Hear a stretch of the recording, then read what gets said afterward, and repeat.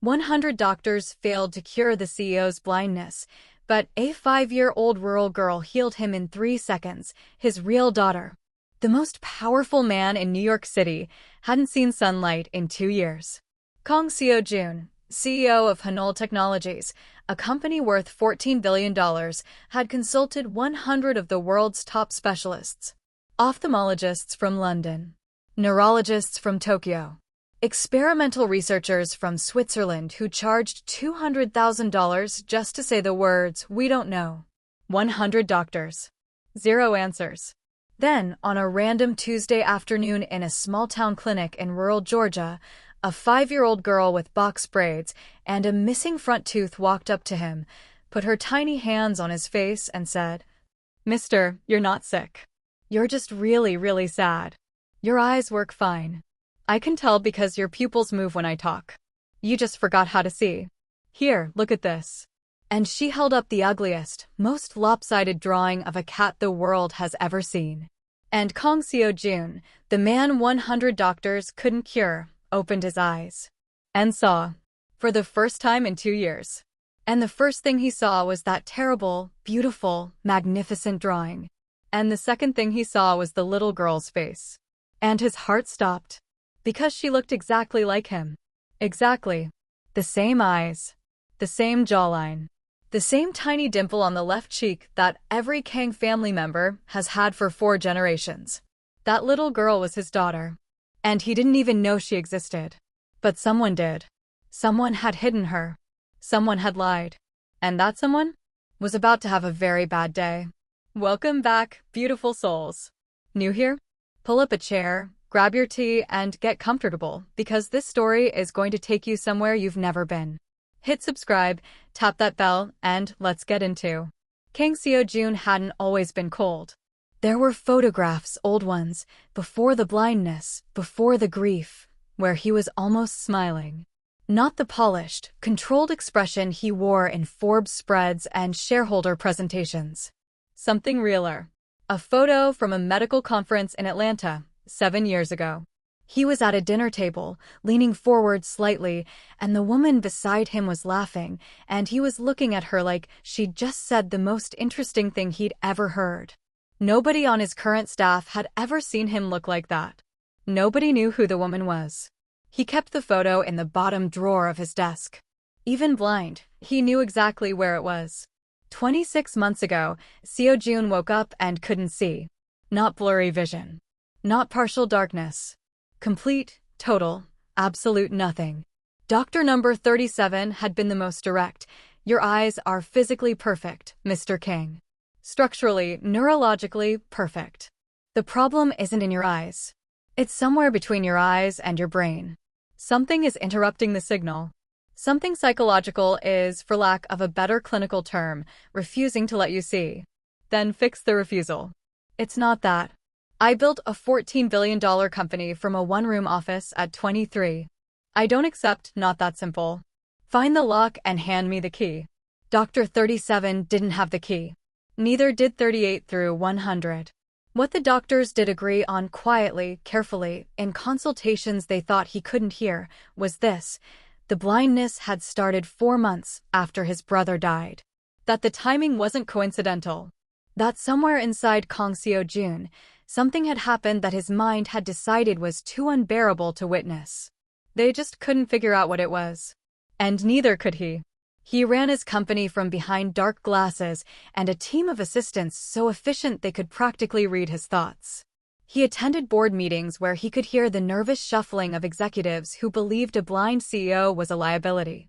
He fired every single one of those executives. He wasn't a liability.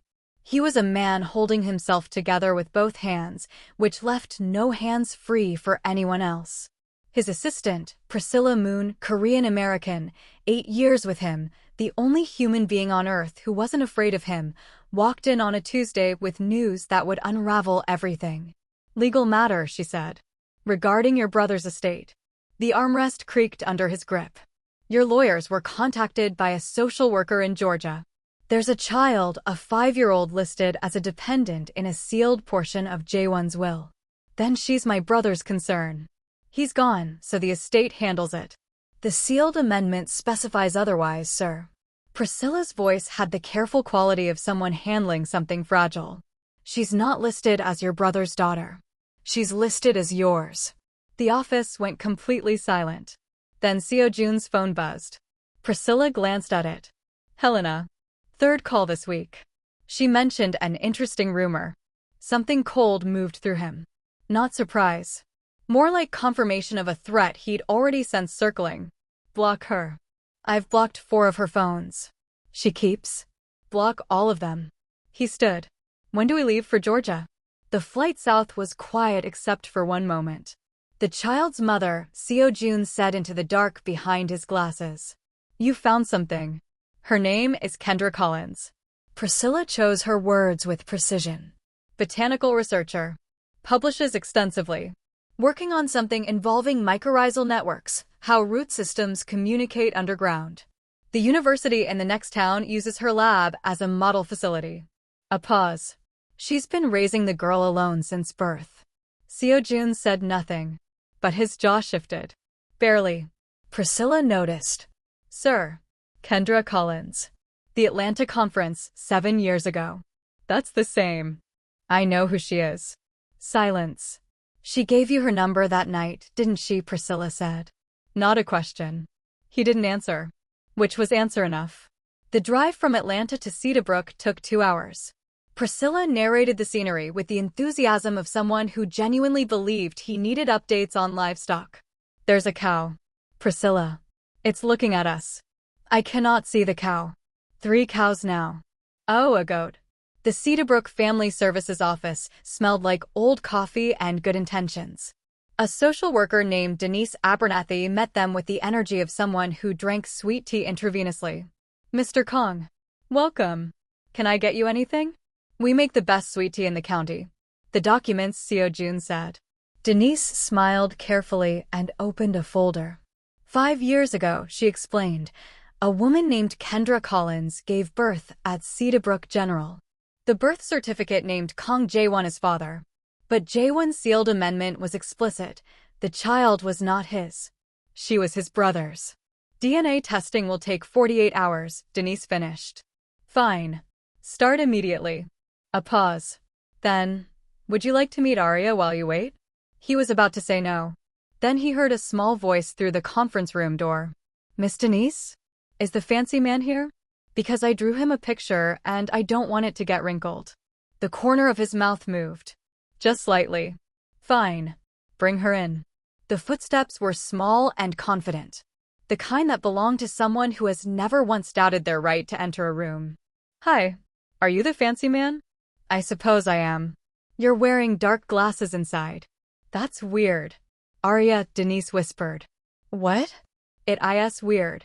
It's not even sunny. Seo-Jun felt something loosen, imperceptibly, somewhere in his chest. I wear them because I can't see. Like, at all. Like, at all. A pause of genuine consideration. That's really sad. But your shoes are really nice. So, at least you got that. How old are you? 5 3/4. The 3/4 is important. 2 small hands pressed against his cheeks. Warm. Slightly sticky. She turned his face carefully left, right, center. Like she was calibrating something. You have good bones. That's what my grandma says about people she likes. Then she went quiet. Hands still on his face. Mister. Her voice shifted, still a child's voice, but something more deliberate underneath it. Your eyes aren't broken. Doctors say otherwise. I don't care what doctors say. I can see your pupils moving. They moved when I walked in. They moved when Miss Denise talked. She tilted his face slightly upward. You're not blind. You just stopped letting yourself see. My grandma calls it soul shut. When something hurts so bad your body closes a door. The room was perfectly still. The door's not locked, Arya continued. Just closed. You just have to open it. 100 doctors. 2 years. Not one of them had said anything close to this. Here. She pressed paper against his chest. I made this for you. It's a cat. My friend Destiny says it looks like a potato with legs. But potatoes don't have whiskers. Something shifted behind his eyes. Not light, not yet. More like the memory of light. Like a room where a window had been painted over, and someone had just scraped a small clear patch. Not enough to see through, but enough to know the window was still there. "Mister? Are you okay?" You went really quiet. "I'm okay," he said. His voice came out differently than he intended. "I'm just thinking. Don't hurt yourself." He laughed. Broken. Surprised. Completely genuine. And for the first time in 26 months, Kang Seo-Jun laughed like a real person. 7 years ago. 6 months before the Atlanta conference. Kang Jae-won sat across from Seo-Jun at a restaurant in Manhattan. Good place. Their father's favorite. They met here once a month, which was more than either of them met with their parents. "You're distracted," Seo-Jun said. He was reading a document while eating, which Jae-won found both impressive and irritating. "I met someone." Seo-Jun looked up. Jae-won almost never talked about who he was dating. "She's a researcher. Botanist. Brilliant. Really brilliant." Jae-won turned his wine glass in circles on the table. "The problem is she sees straight through me. Like I'm made of glass." "That's a problem?" "It is when what she sees isn't what you want her to see." He stopped turning the glass. "She told me on our second date that I was performing. That I was playing the role of charming man instead of being a person. Was she right?" Jae-won didn't answer. Which was answer enough. "I don't know how to be genuine," Jae-won said quietly. "You never had that problem. You were always just yourself. No performance. People respect you for it, even when they're afraid of you." He smiled, but it didn't quite land. "She'd like you, I think. You're more her type." "You're overthinking it." "Maybe." Jae-won picked up the wine glass. "I just don't want to lose her." Seo-Jun returned to his document. He didn't notice the way his brother watched him. He never noticed. For days before the accident. Jae-won's apartment. Late. His phone on the table with Seo-Jun's number on the screen. He'd been sitting there for 40 minutes. He knew about the pregnancy. He'd known for weeks. The amendment was already drafted, sealed with his lawyer, set to release after his death, because he lacked the courage to release it while alive. One call. That's all it would take. He dialed. "Jae-won? It's late. What's wrong?" And just like that, his brother's voice, tired and trusting, the words evaporated. "Nothing. I just wanted to hear your voice. Are you drunk?" "Maybe a little." "Go to bed, Jae-won." "Hey, Hyung." "What?" "You know I love you, right? No matter what." A pause. "Are you sure you're not drunk?" "Good night, Hyung." He hung up. Stared at the ceiling. The confession was already written down. Already sealed. Already waiting. He just wouldn't be alive to see it delivered. The DNA results took 72 hours instead of 48. Because when they came back from the Atlanta State Lab, they were marked inconclusive. Sample contamination. The chain of custody had been broken somewhere between Cedarbrook and the lab. Seo-Jun heard this news the way he heard most bad news these days, with a stillness that other people confused for calm. Who authorized the transfer to Atlanta? Denise checked. A third-party legal firm. Weston and Associates. That's not our usual procedure. I'm not sure how they got access to. Weston and Associates is Helena's firm. The room went quiet. His ex-wife had reached from New York into a small Georgia town and tampered with a DNA test. He'd underestimated her. He wouldn't do that again. Use MY Lab, he said. Hanol Biosciences, Research Triangle Park. I want a new sample, a locked chain of custody, and results within 24 hours. And I want to know exactly how Helena's firm accessed this case. Results came back in 22 hours. 99.97% match. Seo-Jun was in the parking lot when Priscilla read him the number. He didn't speak. He pressed both hands flat against the warm brick of the building and stood there, the Georgia sun on his face, breathing. 5 years, he said finally. Sir, how old is Arya right now? 5 years and 8 months. She started walking at what, 12 months? 14? Typically around that age, yes. First words. 2 years ago. Birthday parties. First day of school. His hands were trembling against the brick. My brother was at all of those things. My brother. With my daughter. He was silent for a long time. He told me she didn't want to be found, he said. Quiet. Almost conversational. The kind of voice that comes after you've moved past rage into something colder. He looked me in the face. And lied. And I lost 2 years to grief over him. Sir, 100 doctors couldn't tell me why I went blind. His head dropped forward against the wall. Maybe because the thing I needed to face was this. Priscilla didn't respond to that. She understood some things shouldn't be fixed with words.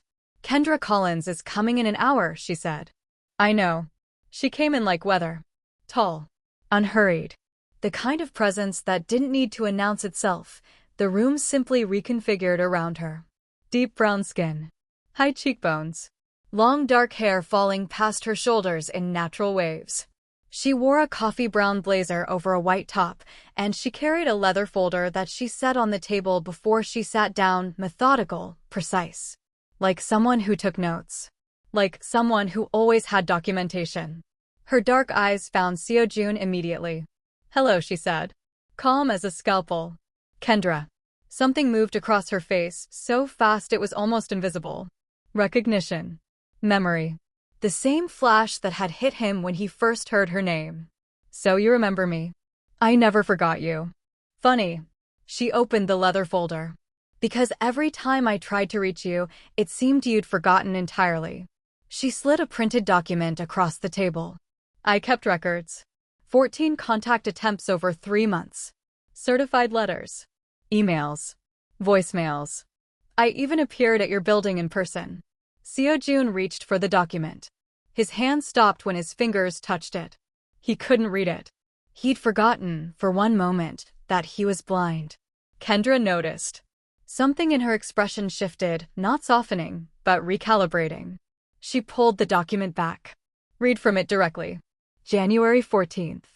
Called your office. Blocked. January 19th. Emailed company address. Bounce back from a filter. February 2nd. Flew to New York. Arrived at Hanul headquarters at 10:15 a.m. Was escorted to the executive floor and met by, she paused slightly, Kang Seo-Jun. Who informed me you were aware of the situation, that you wanted no contact, and that I should speak with his associate about a settlement. I didn't know, Seo-Jun said. I understand that now. Her voice was even. Controlled. But the leather folder in her hands was bent at the corner from the pressure of her grip. It doesn't change what those 3 months felt like. Carrying a pregnancy, believing the father chose himself over his child. Kendra. I'm not finished. She looked at him steadily. What I need you to understand is that I didn't break. I didn't disappear. I built a life. I raised our daughter, finished my research, published, taught, and made sure that Arya has never, not once, felt like she was missing something. She closed the folder. Now, what do you want from us? I want to know her, Seo-Jun said. My daughter. I want to know her.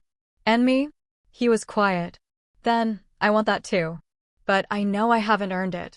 Kendra studied him with the focused attention of a scientist examining a specimen she wasn't sure yet whether to trust. You get 2 hours with Arya, she said. At my house? With me present. We see how that goes. She stood. Picked up her folder. Walked to the door. Stopped. Your brother told me you were cold. That you didn't do attachment. She didn't turn around. Watching you when I said my daughter's name just now, you don't look cold to me. You look like someone who's been frozen and is just starting to thaw. She left. And Seo-Jun sat in the empty conference room with his hands flat on the table, trying to remember how to breathe. Seo-Jun was staying at Miss Dolores's bed and breakfast, the only hotel in Cedarbrook, run by an 83-year-old woman who stood 4'11" and treated every guest like a family member who needed to eat more. You're the billionaire? She'd looked him up and down on arrival. Too skinny. I'll bring extra biscuits. She brought extra biscuits every morning. And bacon. And eggs. And unsolicited commentary on the state of the world. On the second morning, while Seo-Jun sat on the porch eating his third biscuit, Priscilla appeared with her tablet and a tone of voice that meant trouble. She moved quickly, Priscilla said. The article was already national. Blind billionaire's secret love child, and the mother Hanul wants to silence. It was detailed in ways it shouldn't be. Names. The family services address. A photo of the Cedarbrook bed and breakfast. Quotes from a source close to the Kang family suggesting Seo-Jun had known about Arya for years and had deliberately hidden her. That last part was the most dangerous lie. And the most elegant. Because it reframed everything, cast him as the villain, made Kendra a victim of his negligence, and positioned Helena as some kind of concerned party calling for accountability. She's not just leaking information, Seo-Jun said slowly. She's constructing a narrative. Yes. And she started before we even arrived in Georgia. She had this prepared. He hadn't been moving fast enough. He'd thought he was dealing with a scorned ex-wife, running a financial play. He was actually dealing with someone who had done her research and built a campaign. When his phone rang, Helena, he answered. I'm not going to insult you by pretending I don't know what you're doing, he said. Good. I prefer directness. Her voice was almost warm. You have a situation, Seo-Jun. A secret child. A mother the press is going to love. A blind CEO who apparently knew nothing. It's messy. It's damaging. A pause. Or it's manageable. Depending on how cooperative you are. What do you want? A renegotiation. Our settlement. The clause about previously unknown heirs is perfectly clear. You won't get it. I already have a media consultant. I already have 3 follow-up stories ready to run. I have a narrative that makes you look like you abandoned your daughter, and I look like the wronged party bravely seeking justice. Her voice was pleasant. Or you can agree to discuss terms and this all goes away quietly. She hung up. Seo-Jun put the phone down. Picked up his biscuit. Finished it. She's good, he said. She's very good, Priscilla agreed. Get me everything on her. Finances. Communications. Legal history. Everything. Already started. And Priscilla? Don't underestimate her. I did. That won't happen again. She wasn't waiting for him to fix things. While Seo-Jun was building legal strategies, Kendra was working. He knew this because Denise mentioned it, that Kendra had gone into her university lab at 6 a.m. the morning after their meeting. The same morning reporters appeared outside her house. On impulse, Seo-Jun asked if he could see it. Kendra said no. Then, 3 days later, changed her mind. You can come. But only because Arya wants to show you the plant room, and she will not stop asking. The university laboratory was 2 towns over. Arya held Seo-Jun's hand on the way inside, unsolicited, simply sliding her small hand into his like she'd done it 1,000 times. He didn't react visibly. Inside, he felt it immediately. The hum of equipment. Climate-controlled cool. The smell of soil and something green and living. This is the MRI chamber, Kendra said. Her voice changed slightly in the lab, became more precise, more animated, like a different register of herself. We use it to image root systems without disturbing the soil. Watch. She walked him through it. Not for his benefit, initially, she was explaining to Arya, who was her regular audience and clearly accustomed to this. The roots are talking, Arya explained to Seo-Jun solemnly. To each other. Underground. Mama proved it. Not talking exactly, Kendra said. Chemical signaling. Nutrient sharing. If one tree is struggling, the network around it can. They share, Arya said firmly. Like sharing snacks. But for trees. That's an interpretation. It's the correct interpretation, Mama. Kendra glanced at Seo-Jun.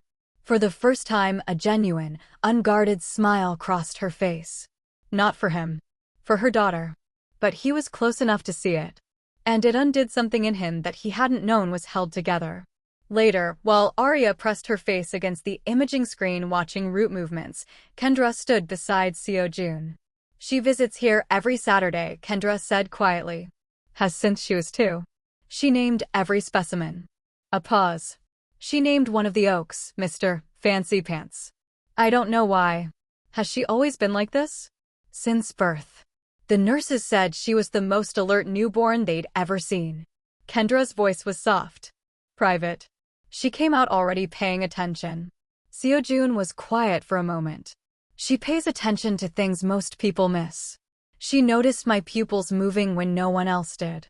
Yes. Kendra looked at her daughter. She did.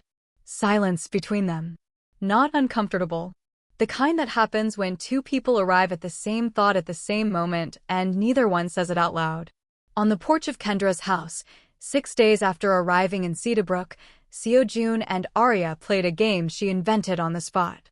The game was called Guess What I'm Drawing, and it was entirely unfair because she narrated nothing. He couldn't see the paper, and she kept changing the subject partway through. Okay, what is it? I can't see it, Arya. I know. But guess. Use your feelings. Is it a cat? No. Well, it was a cat. But now it's a cat driving a car. Can you feel the car energy? I genuinely cannot feel the car energy. Try harder. Kendra was inside. Through the screen door, Seo-Jun could hear her on the phone with her university supervisor, describing results from the imaging data, something about stress responses in the root network when a neighboring organism was removed. Her voice when she talked about her work had a quality he recognized from Atlanta. The sound of someone who is completely, unapologetically themselves. Daddy. Arya had taken to using the word without ceremony, 3 days in, as if she'd simply decided. Do you know why I stopped working? He considered this. Sometimes the eyes are fine and it's the brain. Like a wire that gets disconnected. What disconnected your wire? Something painful happened. And I think my brain decided it was easier not to see any more than to see a world where that thing had happened. She thought about this with the seriousness she brought to all important matters. What was the painful thing? My brother died. Uncle One. The name hit him like a hand pressed suddenly to a wound. Yes. I have his picture by my bed. Mama says he was kind. She paused. Was he kind? Seo-Jun was quiet for a long time. He was complicated, he said finally. He loved people. He just didn't always know how to show it the right way. Like when I wanted to share my sandwich with Tyler at school and I just threw it at him instead of handing it? Exactly like that. I got in trouble. Your uncle got in trouble too. He smiled. Just much later and much bigger trouble. Arya seemed satisfied with this. She went back to her drawing. Can you feel the car energy now? Is it moving faster? Yes. You're getting it. Kendra came outside with 2 glasses of sweet tea and stopped at the screen door. Stood there for a moment, watching. Not interrupting. Seo-Jun couldn't see her. But he felt the shift in the air when she arrived. He always did. That evening, alone in Miss Dolores's sitting room, Seo-Jun called his mother in Seoul. She already knew about Arya. Priscilla had briefed her carefully, damage control for the family. But she hadn't asked him directly yet. Tell me about the girl, his mother said. She's extraordinary. He stopped. Started again. She has the dimple. The family dimple. Left cheek. His mother was quiet. Jaewon knew, she asked. He visited her. He put his name on her birth certificate. He built a life with her as his niece and let me believe she didn't exist. A pause. He saw her take her first steps, Mama. He was there. His mother made a sound he hadn't heard from her in decades. Like something fracturing quietly behind closed walls. He loved her, Seo-Jun said. That's the part one can't untangle. He hurt everyone, and he loved everyone, and he never knew how to be honest about either one. They sat in silence across the international call. The girl, his mother said finally. Does she know about you yet? She calls me Daddy. She decided on day 3. Another silence. Then, softly, that sounds right. 2 weeks later, Priscilla found the letter. It was in a box of Jaewon's documents that had been in storage since the estate was settled. Sealed envelope. His handwriting on the front, for Seo-Jun, when you're ready. Seo-Jun asked Priscilla to read it aloud. She did. Carefully. Without inflection, so the words could carry their own weight. Hyung. I met Kendra first. 2 years before you did. We dated 3 months. She ended it because she said I was kind but not honest. I've thought about that sentence every day since. When I introduced you both at the conference, I didn't plan it. I thought it would be fine. I thought I was over it. But she looked at you the way she never looked at me. In one evening. Without effort. I intercepted her number that night. I blocked her calls when she tried to reach you. I met her at your building and told her you didn't want contact. I don't have a clean reason. The honest one is that I'd been performing my whole life, performing kindness, performing patience, performing the role of the good brother, and the one person who saw through the performance chose you instead. When Arya was born, I put my name on the certificate. I visited because she was yours and I owed her something I couldn't name. I was going to tell you. I rehearsed it 100 times. But every time I dialed your number, I heard your voice and the words disappeared. Take care of them. Kendra is the most honest person either of us ever knew. She's exactly what you'd expect someone to be if they were raised by Kendra and made from you. Be there. Just be there. That's all I couldn't do. J1. Priscilla stopped reading. The room was silent. Sir. I heard you. His voice was steady. Thank you, Priscilla. She set the letter down. He didn't cry. Not yet. He sat with the words the way you sit with something heavy, not trying to lift it, just letting your body understand its weight. Later that afternoon, he drove to Macon. To the cemetery. He didn't say much at the grave. He pressed his palm against the stone, stood in the Georgia heat, and said only, I know why now. It doesn't fix it. But I know. A breath. And I forgive you. Not for your sake. For mine. He placed the letter on the grave. The wind took one corner of it and lifted it slightly, as if acknowledging receipt. Priscilla's file on Helena had been growing for weeks. It contained evidence of coordinated media leaks, communications between Helena and a tabloid editor, time-stamped, explicit. It contained financial irregularities, unreported income on a New York property, possible tax violations. Enough to end her, Priscilla said. Not yet, Seo-Jun said. Sir, she's running 3 more stories this week. Let her run them. The stronger she builds her position, the further she'll fall. He was quiet for a moment. Helena is intelligent. If we move too early, she adjusts. We move when she's overcommit. 2 days later, Helena overcommit. A state-level social worker appeared at Kendra's door. Not Denise. A formal investigator from Atlanta, referencing an anonymous child welfare complaint. It was sophisticated. The complaint cited the media exposure itself as evidence of harm. A home environment generating this much public attention was inherently destabilizing for a child. Helena had used Seo-Jun's presence as the weapon. His arrival in Cedarbrook had brought cameras. The cameras became the threat. And the threat became grounds for investigation. She's been planning this since before we arrived, Priscilla said. The social worker spent 2 hours at Kendra's home. Arya, unaware of the stakes, showed her 17 drawings and explained her theories on route communication. The social worker left with a file full of notes and an expression that suggested she already knew the answer. But the investigation was now open. Official. On record. And Kendra had to go through every minute of it alone, because the investigator had asked that Seo-Jun not be present for the home visit. He waited in his rental car outside. For 2 hours. When the investigator left and Kendra came to the door, she stood on the porch and looked at him across the front yard. She didn't wave. Didn't call out. Just looked. Then she sat down on the top step. And put her face in her hands. He got out of the car. He sat beside her on the step. Said nothing. For a long time, neither of them spoke. Then she said, quietly, I need you to understand something. Okay. I have spent 5 years being the person who doesn't fall apart. Not when I was pregnant alone. Not when I delivered her without anyone in that room who loved me. Not when she was sick and I sat in the hospital at 3 in the morning pretending to her that I wasn't terrified. Her hands dropped from her face. I built systems. Backup plans. Redundancies. Because falling apart was a luxury I couldn't afford when there was a person who needed me to be standing. She turned and looked at him. Her eyes were red. Not from crying, from the effort of not crying. From holding it while the investigator was there. While Arya was watching. And now this woman, who has never seen my daughter, who doesn't know anything about how we live, walks into my home and opens a file on me like I'm a problem to be assessed. And somewhere in New York, your ex-wife is sitting very comfortably having manufactured an attack on my family using my own strength against me. Because I raised Arya alone and that's supposed to be the evidence that something is wrong. Her voice broke. Just once. On the last word. Then the tears came. She didn't hide them.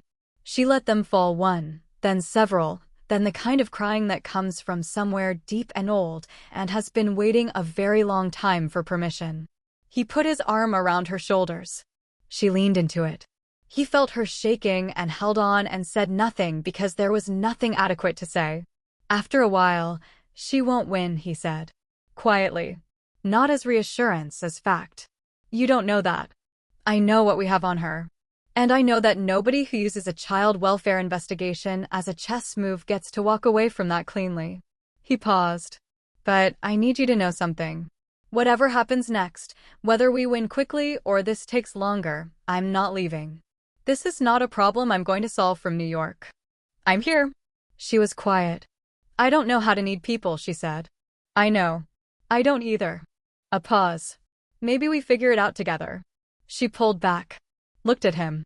Her eyes were still wet, but her expression was different now, still guarded, but with something underneath it that was considering the possibility of not being guarded anymore. "I looked up psychogenic blindness," she said. 3 weeks ago. When I heard you were coming." He blinked. "You did?" "I'm a researcher. I research things." She wiped her face with the back of her hand. "The literature is interesting. The cases that resolve most completely are almost always tied to a specific suppressed emotional event. The brain doesn't stop seeing randomly. It stops seeing something specific." She looked at him steadily. "Whatever your brother's death took from you, I don't think it was just grief. I think it took the evidence of something you were already afraid to see." He was very still. "Like the fact that someone you trusted completely was capable of betrayal," she continued.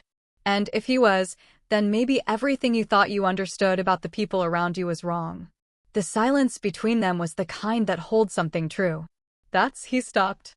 "I know. I'm sorry. I didn't mean to." "No." His voice came out rough.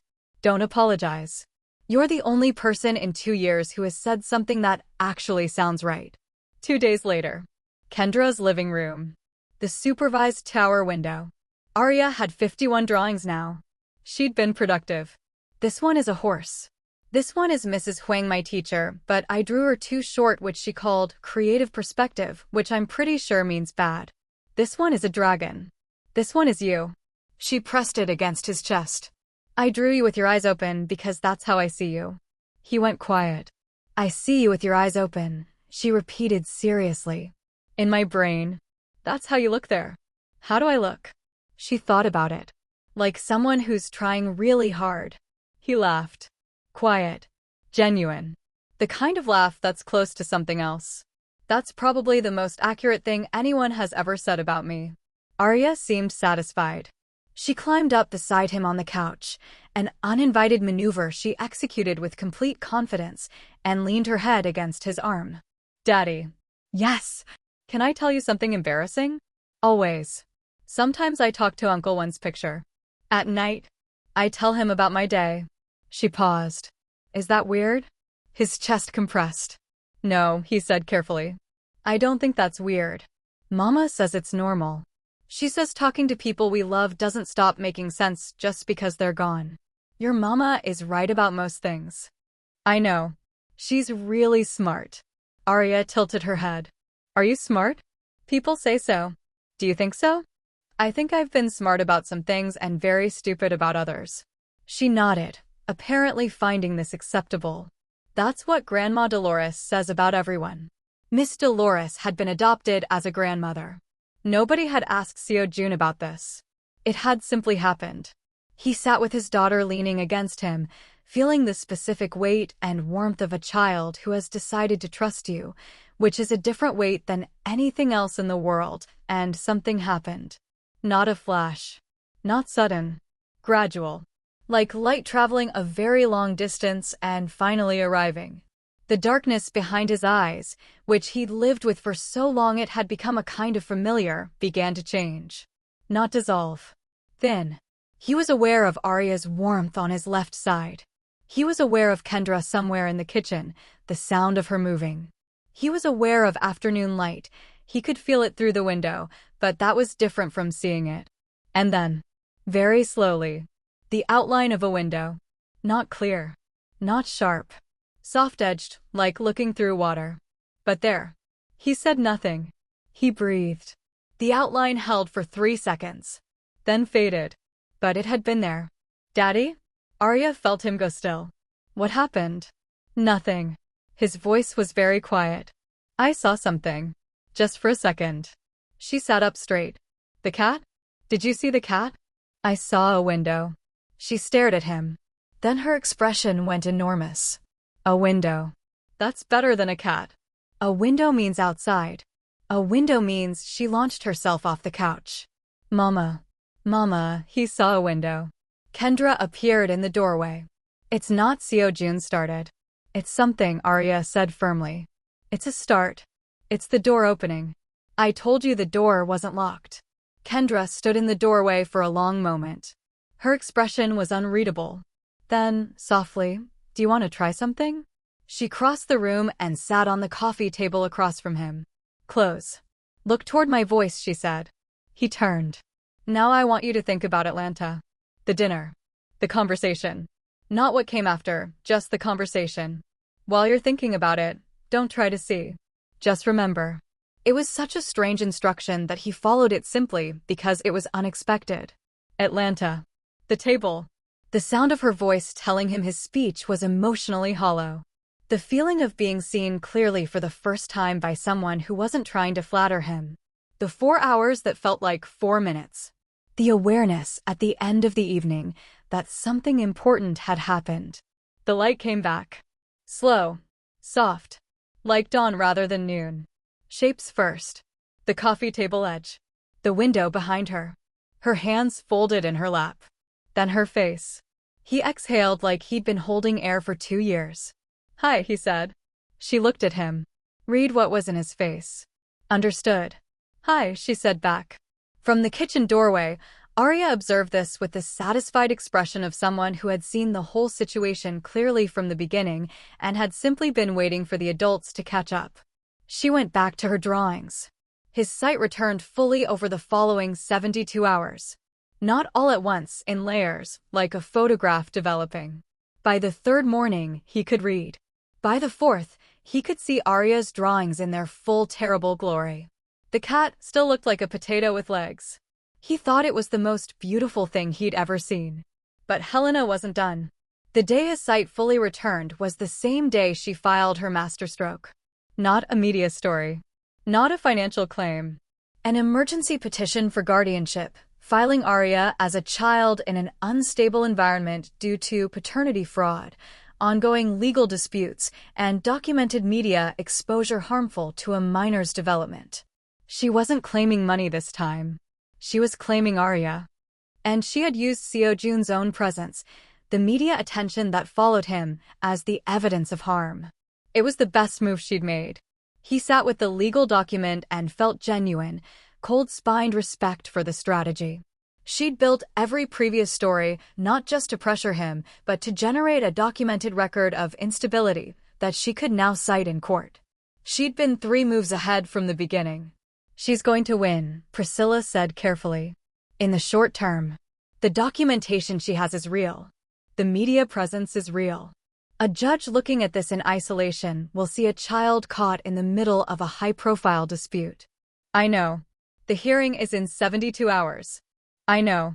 Sir. She's going to win the first round, Seo-Jun said. We let her. And then we end it. He called Kendra. She answered on the second ring. I know, she said before he could speak. I already heard. Kendra. She's not getting her. Tell me what we need to do. The hearing. Day 1. Helena's lawyer was smooth and prepared.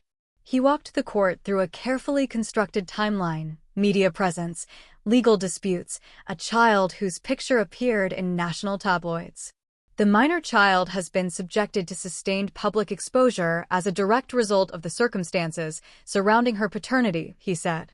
The environment is demonstrably unstable. The judge was a woman named Honorable Ruth Waverly. 71. Red glasses today. She listened to both sides and at the end of day 1, she said something Seo-Jun hadn't expected. I'm ordering a 30-day assessment period before I rule on the guardianship petition. I want a full evaluation of the child's home environment. It wasn't a victory for Helena. But it wasn't a defeat either. She bought herself a month, Priscilla said on the courthouse steps. So did we, Seo-Jun said. The assessment period. 30 days during which a court-appointed evaluator visited Kendra's home 6 times. during which Arya was interviewed twice, once with Kendra present, once without, during which Seo-Jun had to be careful not to seem like he was influencing the assessment. He stayed away from the house on evaluation days, sat in his farmhouse office, ran his company, stared at the wall. On one of those evenings, his board called. "There's concern among shareholders," the board chair said. "The publicity around your situation has created uncertainty. Some members are questioning your fitness to lead given the—" "I'm going to stop you there," Seo-Jun said. His voice was quiet. "I've had my sight restored after 2 years. I have a daughter I intend to raise. And I am going to protect her using whatever means are necessary, including stepping back from the company temporarily if that removes me as a liability." Silence on the line. "You'd step back," the chair said carefully. "I said if necessary. It's not my preference. But I want to be clear about my priorities. If the board wants to make a decision based on those priorities, make it. I'll deal with the outcome." He hung up. Priscilla appeared in the doorway. "That was either very smart or very brave. What's the difference?" "About 15% of the stock price." She paused. "For what it's worth, the board won't move against you. Hanul's architecture is yours. Nobody else understands how it runs. But the fact that you said it. I meant it. I know." She looked at him for a moment in a way that was unusual for Priscilla, not professionally assessing, just seeing him. "You're different, sir. I can see. That's not what I mean." He nodded. Slowly. "I know it's not." Day 29 of the assessment period. Priscilla came in with the file. The full file. Communications between Helena and the tabloid editor. The fabricated quotes documented to the source. The anonymous child welfare complaint linked to a prepaid phone registered at a hotel where Helena's assistant had stayed. And one recording. A voicemail Helena had left 3 weeks ago on a number she didn't know was being archived by Priscilla's security protocol. "If you don't negotiate, I will make sure that child is associated with scandal for the rest of her childhood. I will make her famous for being your illegitimate daughter, and I will make Kendra famous for being the woman you threw away. I have the resources and I have the patience." Priscilla pressed stop. "The assessment evaluator filed her report this morning," Priscilla added. "Recommends no intervention. Stable home. Exceptional parenting. Child is thriving." Seo-Jun was quiet. "Tomorrow," he said. Judge Waverly's glasses were black. The gallery was full. Miss Dolores had arrived 45 minutes early and saved seats with the authority of someone who had lived long enough to feel entitled to resources. Denise sat with her hands folded. Mrs. Huang, Arya's teacher, held a folder of school reports that nobody had asked for, and she intended to submit regardless. Helena's table was polished. Her lawyers were prepared. She was dressed in white, and she looked— Seo-Jun could now see her clearly for the first time, like someone who had never lost at anything and had arranged the world accordingly. Vic put the file on the table. "Your Honor, before Helena's counsel presents their argument, we'd like to enter evidence that is directly relevant to the foundation of this petition." Helena's lawyer stood. "Objection. The opposing party cannot preempt." "I'll allow it," Judge Waverly said. "Proceed." Vic walked the court through the communications. The fabricated stories. The documented coordination. The voicemail played through the courtroom speakers, Helena's voice absolutely clear. "I will make that child famous for being your illegitimate daughter." The gallery went still. Helena's composure didn't collapse. But it compressed, like something that had been very confidently load-bearing discovering that the floor had changed. "Your Honor," Vic said, "the instability Ms. Kang cites as grounds for this petition is instability she created, documented, and then strategically deployed as evidence. She built a fire and is now asking the court to remove the child from the smoke." "Your Honor," the voicemail, Helena's lawyer started. "Is your client's voice?" Judge Waverly asked. A pause. "We don't concede." "Is it your client's voice, counselor?" Silence. "I think we all heard the answer to that question." Judge Waverly removed her black glasses. Set them on the desk. Looked at Helena directly for the first time. "Miss Kang, I've been on this bench for 22 years. I have seen parents weaponize children as financial instruments more times than I can count. It is among the most cynical things a human being can do. She paused. What you have done here is engineer a threat to a child's stability, document that instability, and present it to my court as justification for removing that child from her mother. I want you to understand that I find that both transparent and deeply offensive to this institution. She picked up her gavel. The petition is dismissed with prejudice. I am referring this conduct to the State Bar and recommending criminal review for the false welfare filing. I am issuing a permanent restraining order covering all 3 members of this family. She looked at Helena one final time. If I see your name in connection with this family again, I will ensure the consequences are extensive. Gavel. Helena didn't make a speech. She didn't make a threat. She gathered her papers, stood, and left. Her lawyers followed. The courtroom exhaled.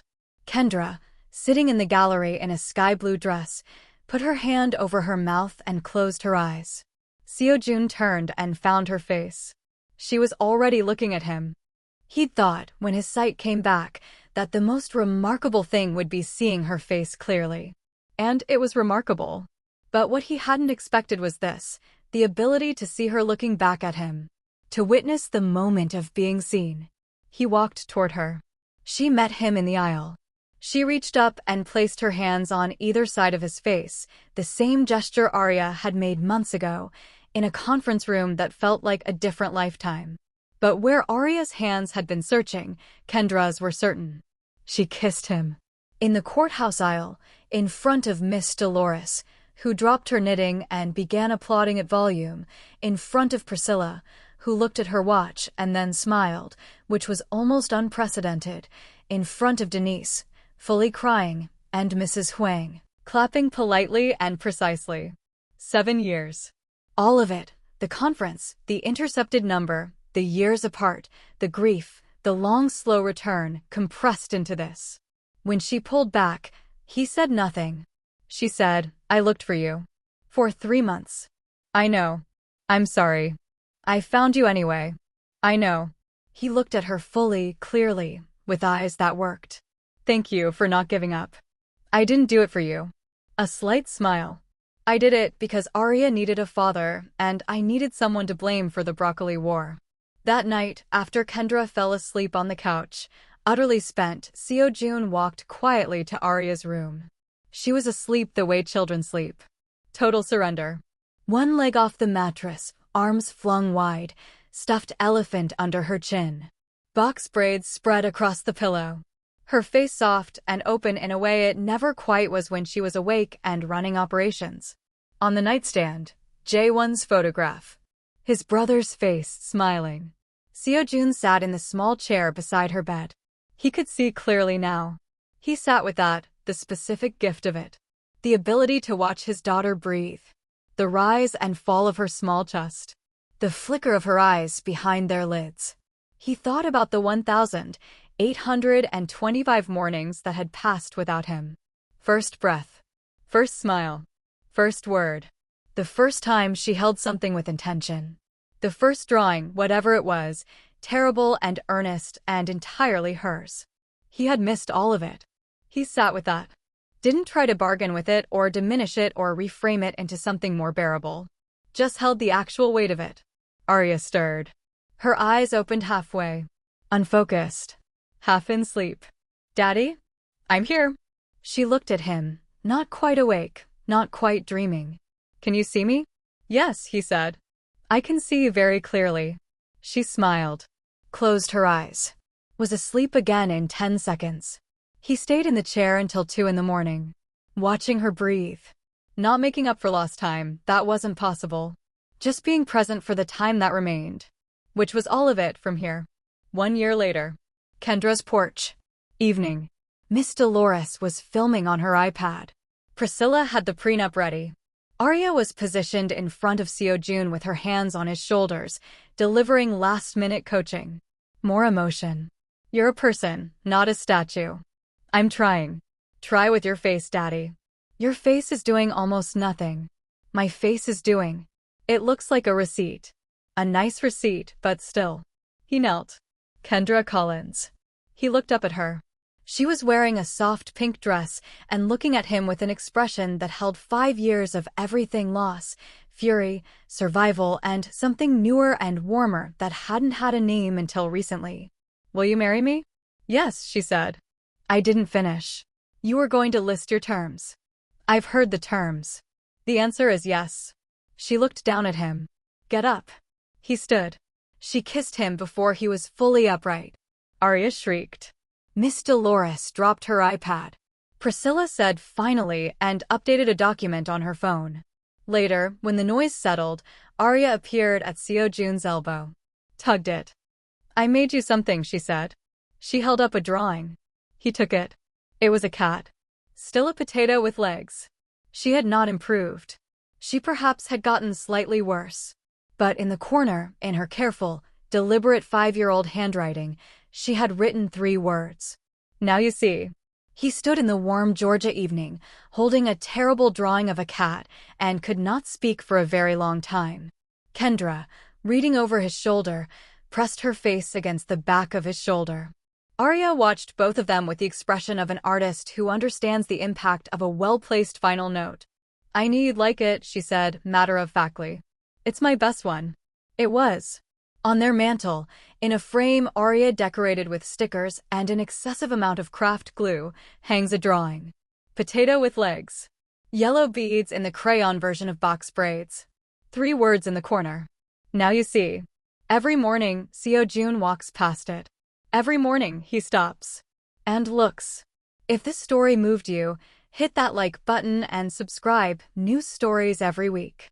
Drop a comment telling me your favorite moment.